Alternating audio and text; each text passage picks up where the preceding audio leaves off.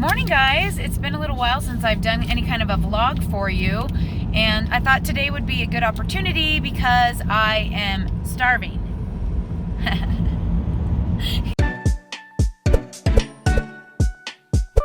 He's like, what?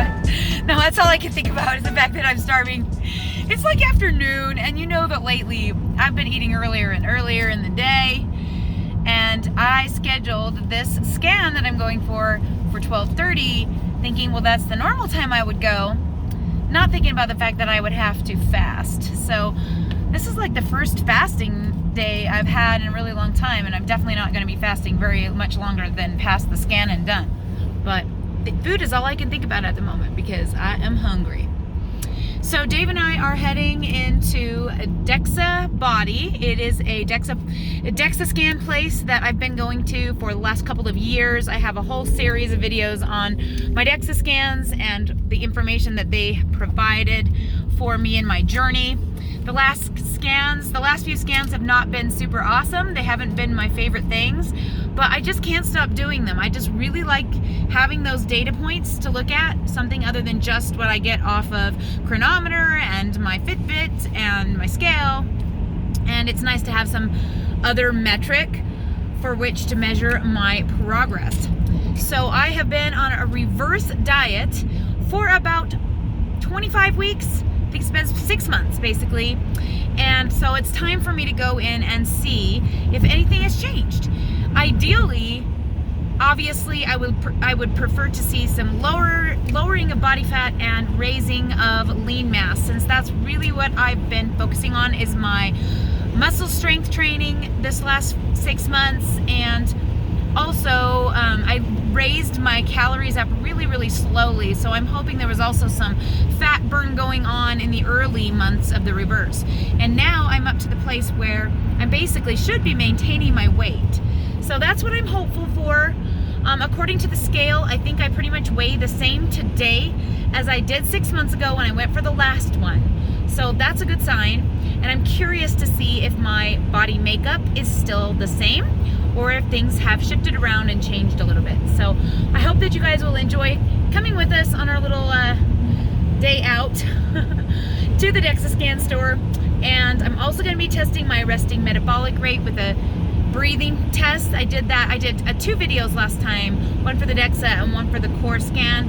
I'm probably not going to film like a super ton of the core scan this time. Hopefully it will be in this video, all of the results. And you'll be able to see whether or not the reverse diet did anything to my metabolism. There's several possibilities. The first one being my metabolism could be worse because I stayed in a calorie deficit for a really long time, raised my calories really slowly, and so my body had a lot of time to for my metabolism to kind of catch up to me where I was, instead of the drastic cut and out that I had done over the summer. So that's a possibility that it could be worse. It's a possibility it could be better because I've been raising my calories up. So we will see. It's a possibility it's the same. So I'm excited to see. I don't really have any preconceived ideas of what it's going to be. I really don't know at this point, but I'm hopeful that it'll be fun either way. So we'll catch you guys down there.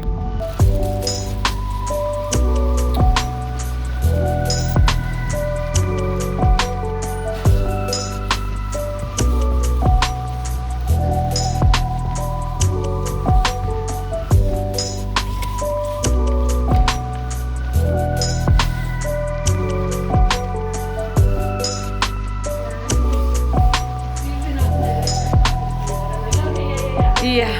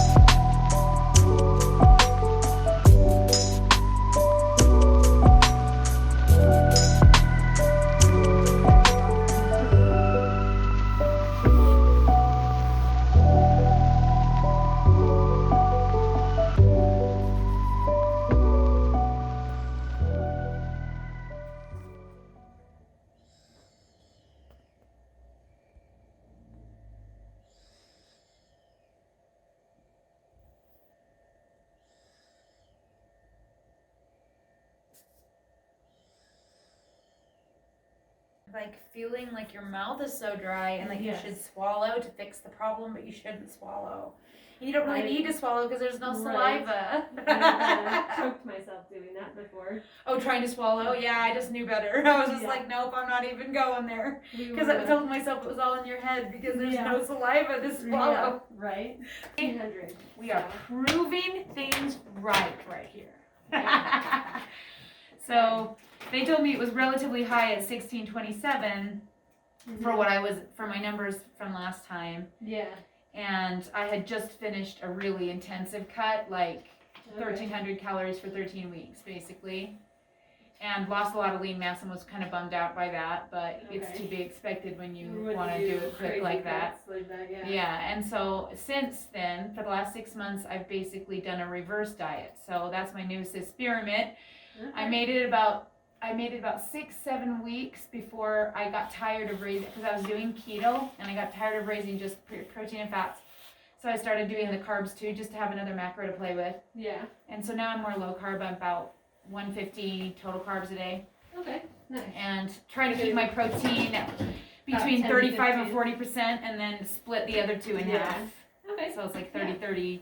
Right, kind of like a 40-30-30. Yeah, that's what I'm trying for. But I've been raising my calories slowly, so I started at 1350, and I'm like literally moved them up tiny bits, all the way up to 2100. So I'm finally to 2100. And I would like to go higher, see? So, the whole idea was to see if doing it like that would improve the RMR, but also, the body composition. It looks awesome. Because I've been trying to build my lean mass, and I didn't really change how often I was lifting. I raised the weight a tiny bit, but not really. It's just calories. It's adding the more calories. And food makes a big difference. Yeah. So, well, and just with this number alone, like most people in your height range, anything more than about 85 pounds you had to work for. So, right?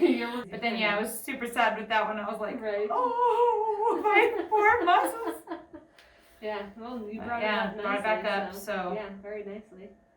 And I can tell in the mirror that things look better. Like, I can see the muscles in my arms. I've still got all of this ridiculousness, but... Yeah.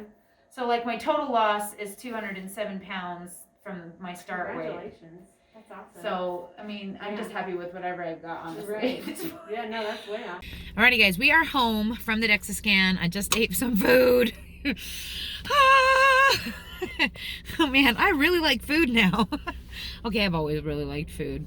Who are we kidding? I was the one who weighed almost 400 pounds. You can't get that way with hating food. Nope. So anyway, we are home. I'm just going to go in and I'm going to put some makeup on. I'm going to set up my little tucking heads thing. And then I'm going to be giving you guys all the nitty gritty about my DEXA scan results. I'm sure you probably noticed from the look on my face when I first looked on them that I was really happy. Needless to say, I had to pass them over to Dave because... just looking at the numbers literally made me want to cry. So I'm excited to tell you about that. And I will catch you guys inside. Alrighty, guys. I got my makeups on. Do you like my eyelashes? Are they amazing or what? Tara Allen gave me Babe Lash Serum back at my birthday. So it was like, 3 months ago, 2 months ago? I don't know. And look how long they are, guys. I keep meaning to make a video of how much they grew. But I'll tell you what, that Babe Lash Serum, these are real babies. Real. They have grown. I have grown. We have some data. Oh, I looked the data. And last time I did the data, I was admittedly bummed out. You guys probably remember that I was like practically in tears over sadness because I had come into the DEXA scan after a huge cutting what I thought was an incredible amount of body fat, and was so excited to see how I looked on the DEXA scan, only to discover that my body fat percentage was still the same, that my total mass had only gone down 8 pounds, but that I was only down 5 pounds of fat. 5. I couldn't believe it. And I had lost an incredible amount of lean mass. I had lost 6 pounds of lean. I was just so so disappointed. I was really thinking I had made it into the 20s on body fat percentage, and I'm still at 35.2 back in September after doing that big, huge cut and feeling so proud of myself and hitting that 207 pounds lost. And so after the reverse diet, I really wanted to see like how the reverse diet would affect my numbers on the DEXA and also my numbers on my RMR, right? Because part of the reason you do a reverse diet is to encourage your metabolic rate to rise. When I went in back in September, my metabolic rate tested somewhat high for my size on the test. Even though I had been eating at 1,300 calories, it said that my RMR was actually 1627, which was a really good number, actually. So that was a really normal number, and I was really impressed. So part of the reason I want to do the reverse diet is just to see what would happen with my metabolism, especially because technically, like I talked about earlier in the video, I so slowly raised up my calories. I was afraid that I had actually dieted down my metabolism, which hadn't quite caught up with my low calories before I started pushing them up, and that maybe I hadn't had time to do that. So first we're going to start with the DEXA results, and then we will talk about the RMR. I hope that this video doesn't go on too long, but I am super excited to share this because I feel like I feel like finally validated that like something I said would happen would actually happen. So I am so excited because even though it says that I'm 1.6 pounds heavier than I was 6 months ago, I have actually lost, got to do the math, hang on, 8.2 pounds of body fat. Even though I'm 1 pound heavier, I've lost 8.2 pounds of body fat during my reverse diet in the last 6 months. What does that mean, you guys? I know you know what that means. That means I put on 10 pounds of lean mass. 10 pounds in 6 months. And I wasn't even eating my RMR when I first started. And so technically I should have been still losing some lean mass. You know that I've been pushing my protein way, way up, sky high. And this is the reason why I'm trying so hard to get my protein levels up, is because I really want to see the lean mass gains. And boy, did I get them. And I have worked hard for them, but not as hard as some people in the gym. So I have to be very happy about putting on that much in such a short amount of time, because really, couple chicken bucket workouts here and there and some squats should really not be enough to like make that much of a difference, I think. I don't know, but I'm so excited. I'm like so excited. So the best part about all of that is that my body fat percentage has gone down 5.3% to finally hitting 29.9.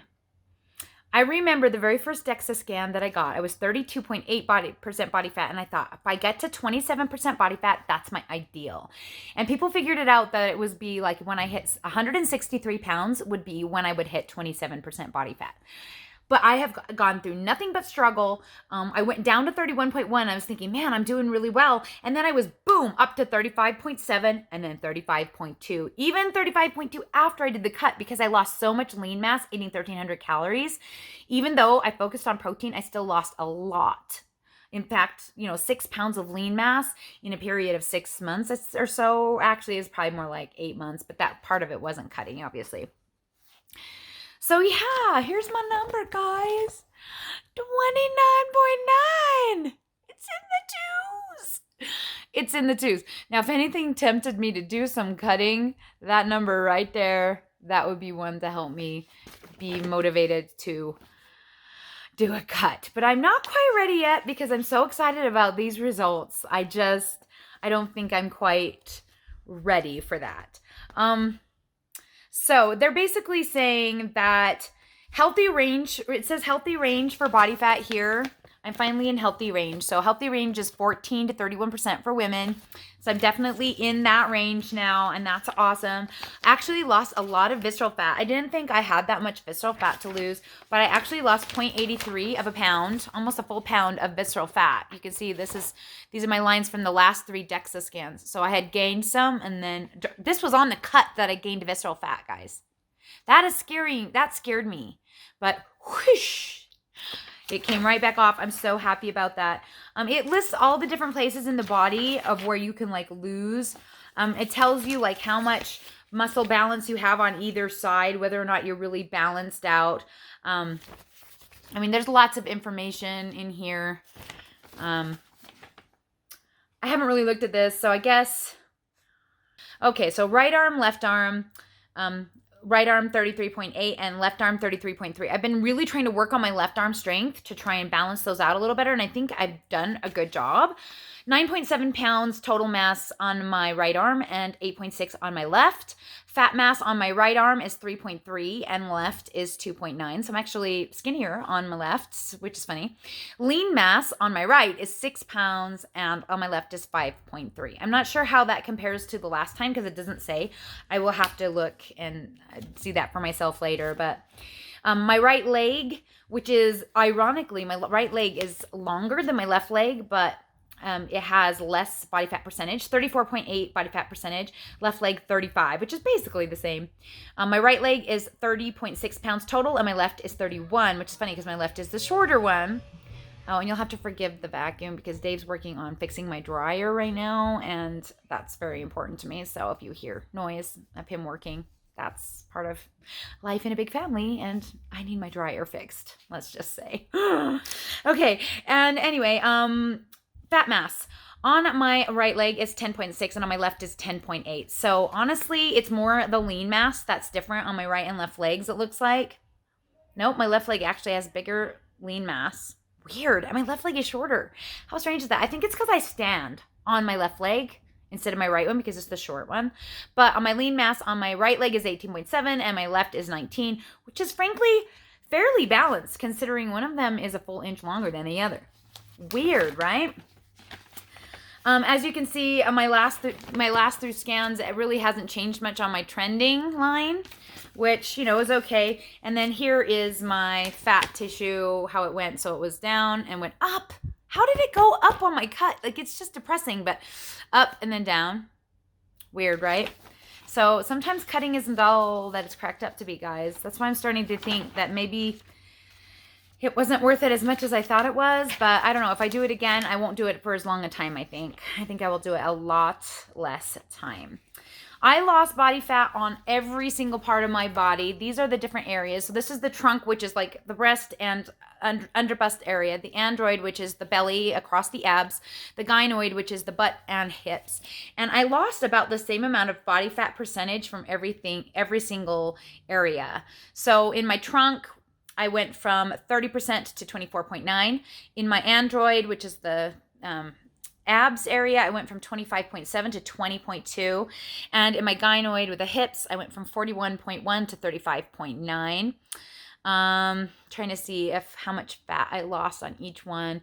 In my trunk, I lost 2.4 pounds. In my android, I lost a half a pound only. So that's probably why I have such trouble losing that skin area, shrinking it. It just doesn't shrink. Everything else shrinks, and I'm tired of up here shrinking and not down there.